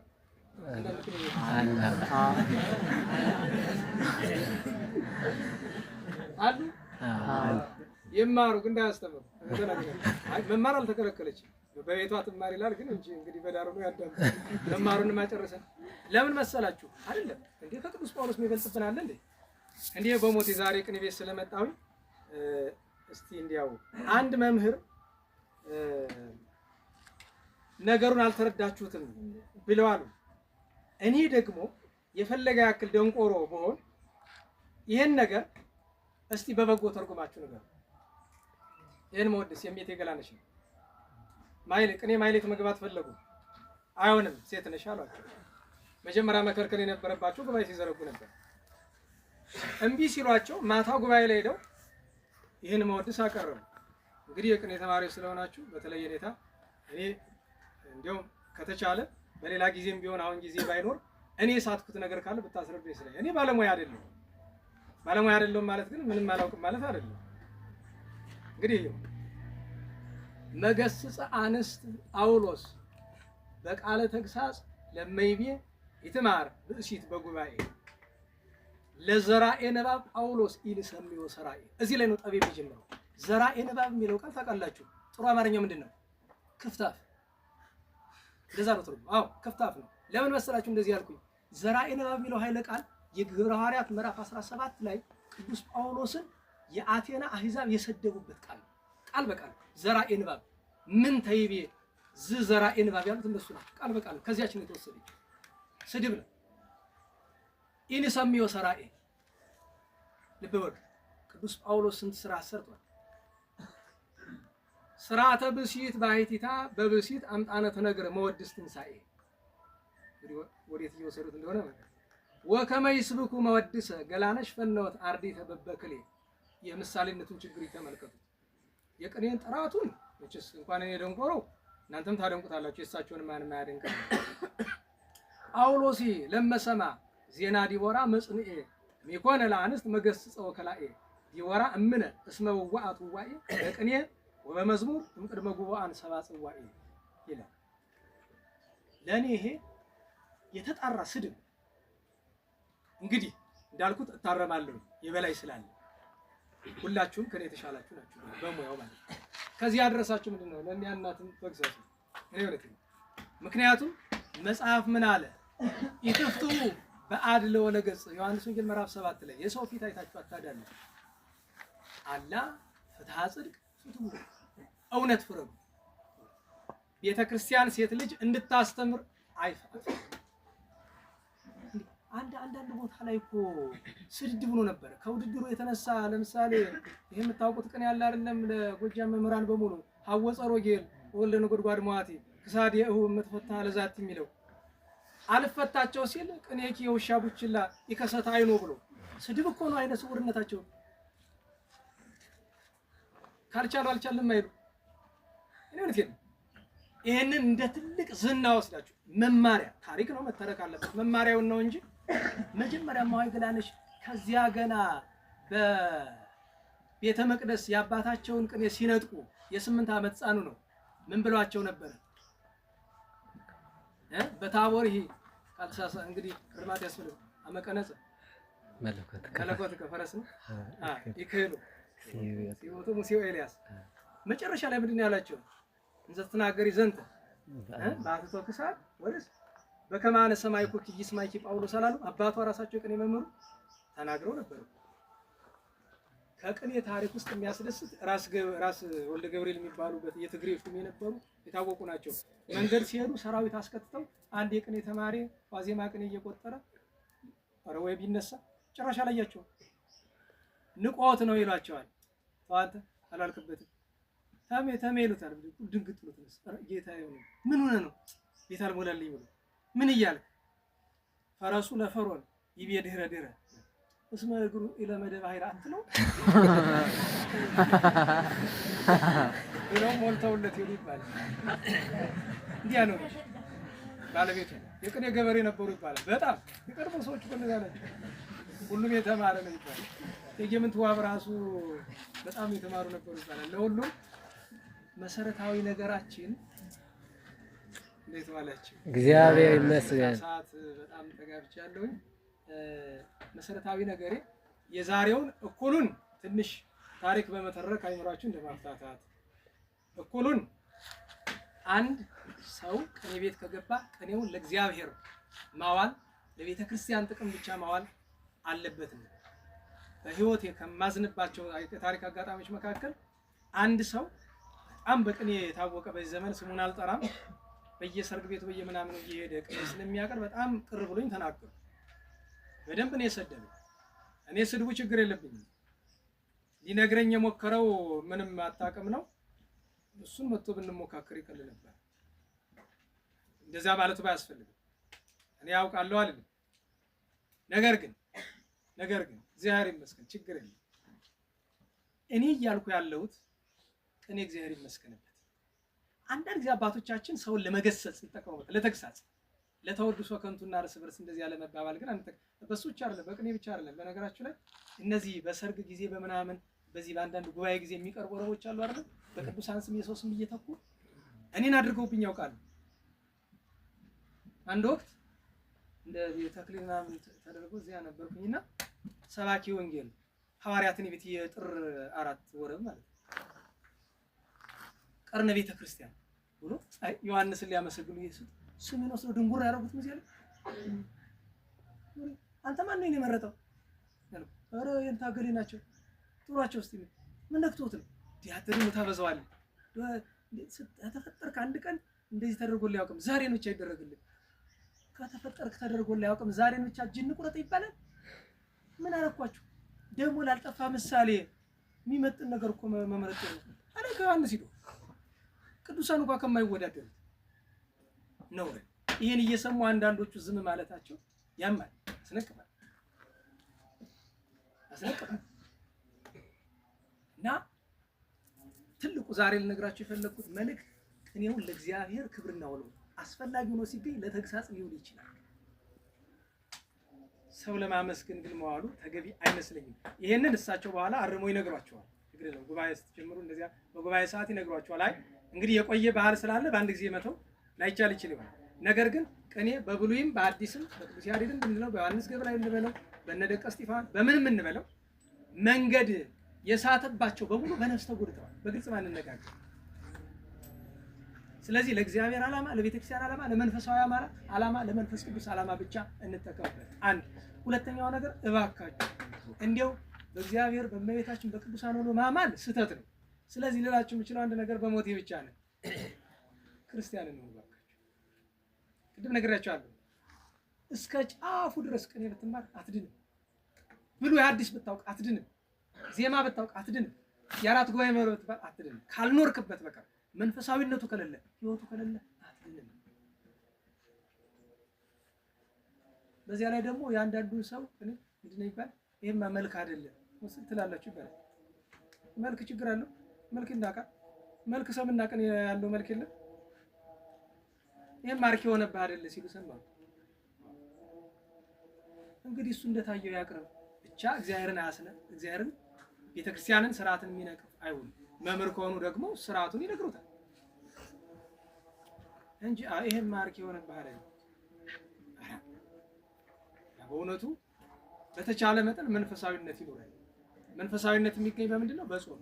የቅኔ ተማሪ ጾምም ይባላል ነው ባይና ይቻውቃል። ግን ሁሉን ማጃመል እንዳይሆንብን አረ ቅኔ ሲቆጥር እየራበኝ ነው ይላል እና ይራበኝ ሰው ምን ይላል? አንተ ብቻ ያለ ሰዓት የምትበላ እርቦኝ ይላል። ቆይ እንጂ የምትጾም ለምንድን ነው ታዲያ? እንዲርበ መስሎኝ። ይሄ እኮ ሃይማኖት ብቻ ሳይሆን ምክንያታዊነትን አለማወቅ ነው። ሊርበን ይገባል።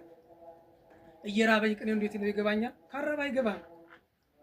ስለዚህ መጾም ያስፈልጋል። መጸለይ በሞቴ ዳዊት ሰዓት ደግሞ ዳሴ ማርያም ሰዓት ደግሞ ከኋላችሁ ከአጋንንት ጋር ነው የምትሉ። ከዚህ በኋላችሁ ቅኔያችሁ ላይ ሰይጣን ነው የሚሆነው። ሰይጣን ቅኔ ያውቃል አያውቅም?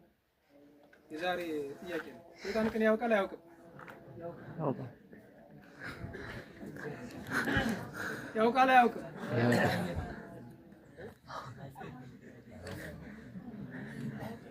ያውላችሁ እንኳን ቅኔ ቅዱስ ያዕቆብ ምግባር የሌለውን ሰው ሲነቅፍ ምን አለ? አንተ እምነት አለኝ ትላለህ አለና በእምነትማ አጋንንትኒ ያምኑ አጋንንትም እንኳን ያምናሉ ወይ ርዕዱ አለ። ይንቀጠቀጣሉ እንዲሁም አምላካቸውን ከመፍራት የተነሳ። አሁን 11 ሰዓት ከ25 እየሆነ ነው። ልክ ማታ 1 ሰዓት ስትሆን ጸሎት ማድረስ ጥሩ ነው። ቅዱሳን 1 ሰዓት ጸሎት ይወዳሉ። ለምን? በዛቲ ሰዓት ያአኩትቡ አጋንንት ለእግዚአብሔር። ሁሉ አጋንንት ምሽት 1 ሰዓት እግዚአብሔርን ስለሚያመሰግኑ፣ ምክንያቱም በዛች ሰዓት አታጥፋን ብለው ካላመሰገኑት ይጠፋሉ። እንዳይጠፉ እና ያቺ ሰዓት ፈተና ትቀንሳለች ትባላለች። እና በዚያች ሰዓት ነው መጸለይ ብለዋል አባቶቻችን። እንዲያው መደበኛ ሌሎች የጸሎት ሰዓቶች እንዳሉ ብዬ ነው። ስለዚህ አጋንንት ቅኔ አይጠፋው። አንተ ቅኔ በማወቅ ከሰይጣን መሻል አትችልም። ቅኔህን ለእግዚአብሔር ካደረከው። ምክንያቱም አጋንንት የሚታወቀው በምንድን ነው? እግዚአብሔርን እንዳይመለክ እሱ እንዲመሰግናል አመስግን ሲሉ አመስግኑ፣ ስገድ ሲሉ ስገዱልኝ አይደል? ቅኔውን ለሌላ አስተውለው ሰይጣን መሆንህ ነው። በእውቀትም ደግሞ ልትበልጠው አትችልም። አባ መቃርስ ዛሬ ዓመታዊ በዓላቸው ነው። ማጠቃለያችን ቅዱሳንን በመጥቀስ እናደርጋለን። አባ መቃርስ ዛሬ ስደታቸዋል ተሰደው አስተምረው ስንሰራ አንብባችሁ ከሆነ የመንፈስ ቅዱስ ፍሬን አግኝተው ከቅዱስ ዳዊት ጣዕመ ዜማ የቅኔ ምስጢር ሰምተው ደስ ብሏቸው ቃል ኪዳን ተቀብለው የተመለሱበት ቀን ነው። አንድ ቀን ሰይጣን ተገለጠላቸው ደሳቸው። መቃርስ አላቸው፣ አቤት አንተ ትጾማለህ፣ በጾም አትበልጠኝም። እኔ ከተፈጠርኩ በልቼ አላውቅም። አንተ ትጸልያለህ፣ እኔ ከተፈጠርኩ አንስቶ አታጥፋኝ እያልኩ ይኸው እለምነዋለሁ እድሜ ዘመኔ። አንተ ቆመህ ታድራለህ፣ እኔ ተቀምጬ አላውቅም ከተፈጠርኩ። አንተ እንቅልፍ አትተኛም፣ እኔ ከተፈጠርኩ ተኝቻለሁ። በእነዚህ ሁሉ አትበልጠኝም፣ የምትበልጠኝ በትህትና ብቻ። ለምን? አባቶቻችን ሰይጣን የማይችላቸው ዋና ዋና ነገሮች 3 ናቸው ብለዋል። ትህትና፣ ንጽህናና ፍቅር አይችልም ጨርሶ። ሰይጣን እንድል መንሳት ከፈለጋችሁ ሶስቱን መያዝ ነው። ሰይጣን ከቶውኑ ትሁት ሊሆን አይችልም። እቡይ ነው። ደግሞ በቅኔ ቤት እቡይ ተብሎ ስም ይወጣል አይደል? ሙያ ለመግለጥ እቡይ ካሳ ለምሳሌ ይባላል። ጉዱ ካሳ እቡይ ካሳ ይባላል። ማረጉ ነው ማለት ነው። እቡይ ሰይጣን እኮ ነው። ስለዚህ አጋንንትን ለማሸነፍ ምን ያስፈልጋል? ትህትና። ትህትና ምንድነው? እታች የረገጣችኋት ምንድነው? አፍ መሬት። የረገጣችሁት ምንድነው? መሬት። ትህትና ሰም ምድር ይእቲ። ትህትና ምንድነው? እንደ ምድር ብትረግጡት እንደማይመልሰው ሁሉ ማለት ነው። ሁለተኛ ምን አለ? ንጽህና የለውም ሰይጣን። ርኩስ መንፈስ አይደል የሚባል ርኩስ ንጽህና የለውም። ሶስተኛ ሰይጣን ፍቅር አያውቅም። ጠብ ብቻ ነው። እንዲያው ዋኖቹን መግለጥ ነው እንጂ ሌሎቹም አይችላቸው ብዙ አለ። እና ዛሬ አባ መቃርስን በዚህ ምክንያት አነሳን፣ ዓመታዊ በዓላቸው ስለሆነ። ሁለተኛው ነገር ዛሬ ቤተክርስቲያናችን ማህሌት ላይ ነግስ ታውቃላችሁ አይደል? ነግስ ማህሌት ሲጀመር ስቦ ከተባለ በኋላ መጀመሪያ ነግስ ነው አይደል? አሁን ቅድም ብያቸዋለሁ፣ ማን እንደደረሰው ማወቅ ያስፈልጋል። ነግስን የደረሱት 4 ሊቃውንት ናቸው። አንደኛ አባ ጊዮርጊስ ዘጋስጫ፣ ሁለተኛ አጼ ዘርዓ ያዕቆብ፣ ሶስተኛ አባ ስብሐት ለአብ መልካ ስላሴ ነው። አራተኛ አባ ተክለ ሚካኤል ዘደብረ ሊባኖስ ናቸው። ዛሬ ረፍታቸው የምናከብርላቸው ተክለ ሚካኤል ካህን ነግሱን የደረሰው በዲቁና ማዕረግ እያለ ነው። ገና የተመሰገነ ጻድቅ ነው። እንድታውቁት በመጻሕፍት በቅኔ ሙያ በምን የተመሰገነ ሰው ነው። ነግስን በደረሰበት ወራት ደቀ መዛሙርቱን አስከትሎ ደብረ ሊባኖስን ታውቃላችሁ፣ አጋት የምትባል ወንዝ አለች። በጣም ሞልታ ነበርና አባታችን መምህራችን እስኪ ጎድልን ጠብቅ አሉት። አይ ልጆቼ እኔ አሁን ነው የምሻገር አላቸው። አባታችን ይወስዳል። አይ አይወስደኝም። እንዴት እሻገረዋለሁ? አባታችን እንዴት አድርገ? ልጆቼ እችን ወንዝ መሻገር ካቃተኝ ባህረ ሲኦል እንዴት ነው የምሻገረው? ስለዚህ አባቴ ተክለ ሃይማኖትን አምላክ ለምነዋለሁ ብሎ ጸሎት አድርጎ መስቀሉን አውጥቶ በስመ አብ ወወልድ ወመንፈስ ቅዱስ አሐዱ አምላክ ብሎ ግራና ቀኝ ተከፍሎለት ተማሪዎችን ይዞ ተሻግሯል። ነግስን የደረሰው እንግዲህ 4ቱ ብቻ ማለት አይደለም። ነግስ የደረሱ ሌሎችም አሉ። ዋኖች የሚታወቁ እነዚህ ናቸው። አባ ተክለ ሚካኤል፣ አባ ጊዮርጊስ፣ አጼ ዘርዓ ያዕቆብና አባ ስብሐት ለአብ ማለት ነው። እንድታውቁ በቤተክርስቲያን ታሪክ የምናውቃቸው እነሱ ነው። ዛሬ ዓመታዊ የእረፍት በዓሉ ነው። ሰምታችሁኛል? አዎ ሰምታችኋል? አዎ። እስቲ አሁን እዚህ ቤተክርስቲያን በር ስትገቡ የሆነ ሰው ሊገጥማችሁ ነው። ደግሞ ስትሄዱ ሳታገኙ ስትቀሩ ምሳሌ ነው። ከዛ ያ ሰው በር ላይ እስክሪፕቶና ወረቀት ይዟል እና አለፍ ስትሉ ለምሳሌ እሱ አባታችን ኃጢአቶትን ይንገሩኝ እስቲ ይሄ ደግሞ ወፈፌ አንተ ብዬ የምነግርህ ነው አይደለም። እንደዚህ አይነት ሰው በአባ ተክለ ሚካኤል ዘመን ነበረ። ደብረ ሊባኖስ ተራ ሰው ነው ይመስል በር ላይ ይቆማል። ኃላፊ አግዳሚውን ኃጢአት ምንድን ነው ብል የሆነ እንደሆነ ኧረ እንዲህ በድያለሁ ይለዋል። ብራናው ላይ ጻፍ ያደርገዋል። ማልቀስ መስገድ። ከዚያ ስግደቱና እንባውን ሲጨርስ ቀና ብሎ ሲያው ብራናው ነጭ ራሱ የተጻፈው ነገር በራሱ ጊዜ ይጠፋል። ይቅር ብሎሃል እግዚአብሔር ማለት ነው። ቀጥል ደግሞ ቅዱሳን እኮ ጎዳናቸው ብዙ ነው። እንደገና አሁን በአባ ተክለ ሚካኤል ዘመን ሌላ ደግሞ የተደረገ አንድ ነገር ልንገራቸው። 2 ጓደኛሞች ነበሩ፣ ተማሪዎች ማለት ናቸው። እና አንደኛው ተማሪ አንድ ባይታዊ ሊጠይቅ ይሄዳል። ከባት ሲያየው ጥውልግልግ ብሎ ደርቋል። አባቴ ምን ሆንክ? ደህና አመመ እና ምን ሆንክ? ምን አጥብቆ ቢይዘው ልጅ ምግብ ትቼ ነው አጣ ኧረ አላጣሁም ፈልገው ኧረ አይደለም እናሳ ገዳሙ ቅዱስ ስፍራ ስለሆነ ተወሰነ የተሰጠችኝ መጸዳጃ ስፍራ አለች፣ ሞልታለች።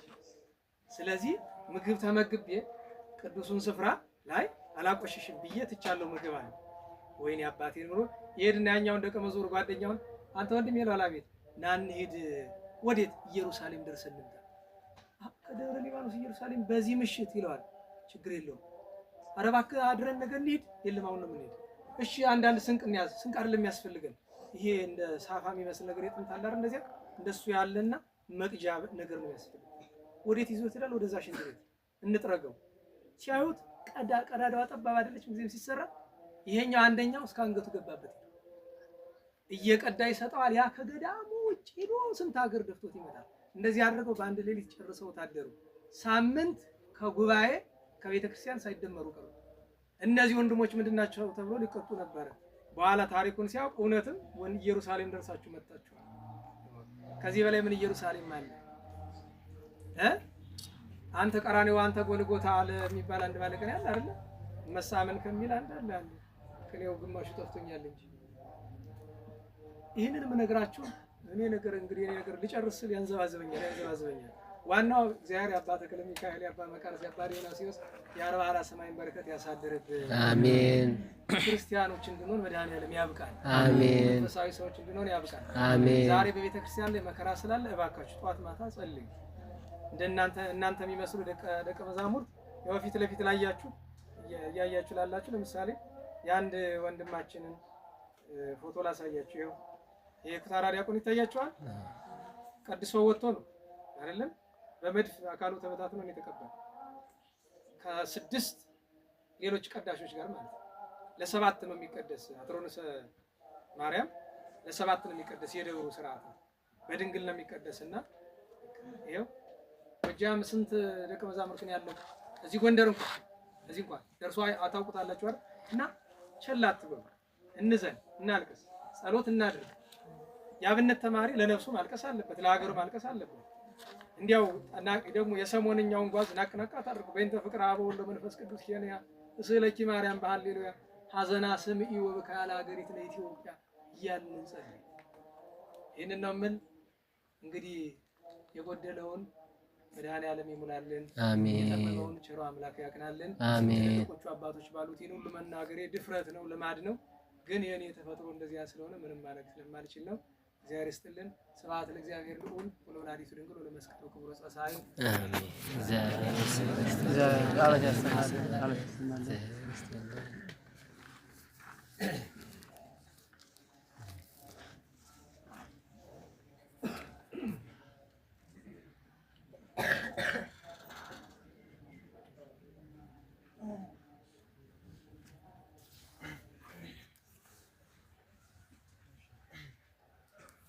ያስተማረን የመከረን ያለ መምህር ያልተወን የአባቶቻችን አምላክ ስሙ ለዘላለሙ ከእናቱ ከድንግል ማርያም ጋር ከቅዱስ መስቀል ጋር ለዘላለም የተመሰገነ ይሁን። አሜን። በመምህራችን ላይ አድሮ መክሮናል። ቃሉን ላስተላለፉልን፣ ለመከሩን፣ ለገሰጡን ለመምህራችን እግዚአብሔር አምላካችንን ቃለ ሕይወት ያሰማልን። አሜን። ቃለ ሕይወት ያሰማልን። አሜን። በጤና ይጠብቅልን። አሜን። ያጽናልን፣ ፍጻሜያቸውን ያሳምርልን። አሜን። ሁልጊዜ እውነት ለመናገር አንድ ቃሉ ማለት በጣም ስለሚረቅብኝ ነው። ቅዱስ ዮሐንስ አፈወርቅ በድርሳኑ ሲናገር ታጦ ሊቅሰ ግብር እኩይ ውእቱ የሚል ቃል አለ። እንደው እውነት ለመናገር በጣም ስለሚለኝ ነውና ቅዱስ ዮሐንስ አፈወርቅ ከተናገራቸው እንደ መምህር መታጣት ክፉ ስራ የለም ይላል። ምክንያቱም መምህር ከጠፋ የተበላሸውን የሚያስተካክል መንገድ የሳተውን የሚመልስ ከጠፋ ድብልቅልቃችን ነውና እውነት ለመናገር የሚወጣውና ያለ መምህር አንድም ቀን እንኳን ያልተወን የአባቶቻችን አምላክ ስሙ ለዘላለም የተመሰገነ ይሁን። አሜን። የእንታን ነገር አለኝ ነገርና በጸሎት እንጨርሳለን። እንግዲህ በጣም መምህራችን ቃለ ሕይወት ያሰማልን። በጣም ራሳችን ሕይወታችን እንድናውቅ ነው። አሁን የተናገሩት አንድ ቃል ነው ያስኩት። እንደዚህን ቃል ተጠይቀናል። ጉባኤ ቤት እያለና አንድ አባት ነበሩና ሃይማኖታችሁ ምንድነው አሉና፣ መነኩሴ ናቸው እና ሃይማኖታችሁ ምንድነው ሲሉ ምን አባት ምን ነው አሉ። ምን ነካቸው? እንዴትኛ ተማሪዎች ነን፣ የገኔ ተማሪዎች በዚያም አቋቋም እና መርጌታ ታልቆች ነን ያለነ እንዴት ሃይማኖት ይጠይቁናል አለና ኦርቶዶክስ ተዋሕዶ አልናቸው። እናንተ በእውነት ኦርቶዶክስ ተዋሕዶ ናችሁ አሉ። አሁን ነን እንጂ በደምብ አልናቸው። ከዚያ በኋላ እሳቸውን ገረማቸውና ከዚያ አንድ ጓደኛቸው አብራቸው እየሰከረ ስናም ያቀርላቸው ነበርና ይሁድ መነኩሴ ዝም ብለው እኮ ናቸው እና ይወላችሁ እንዴት እኛን እንዲሄዱና ና መናፍቅ አደረጉና አልነ ለጊዜ